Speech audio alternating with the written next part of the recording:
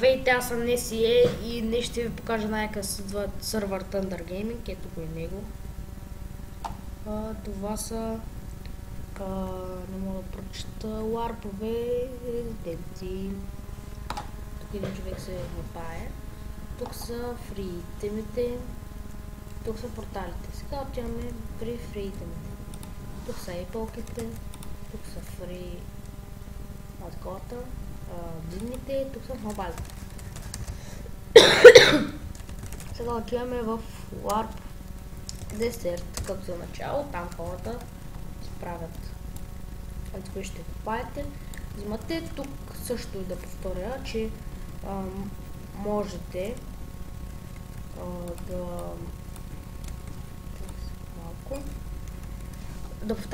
да повторя, че тук можете да направите къща. Сега ще ви го покажа, ето на него.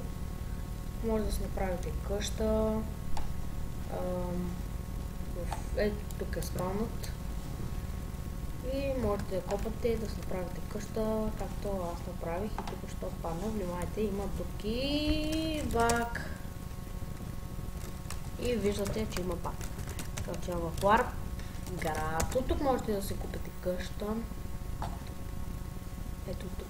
Вижте го, това е спаунът на Warp град.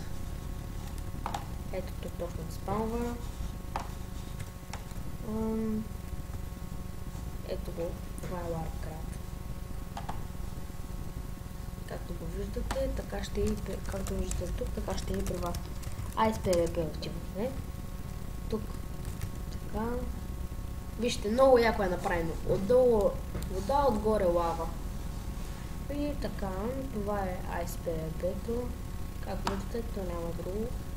Влизате и се биете. Сега отиваме на Warp Jail. Да покажа лите. Килия номер 1. Това е килия номер 2. Килия номер 3 и килия номер 4. Те са ни същи. Така сега. Warp. Това са всички варпове, както ги виждате. Така ще са и при вас, както повторих. Това е Warp басейн. Това е Warp хотел. Тук са шезлонгите, лягате си. Тук е както. Виждате, е така. И си лягате и си пивате червичка и шоколад. Тук скачате във водата и се подкачват. И се качвате. Това е като цяло хотелът. Влизате оттам с шезлонгите и така.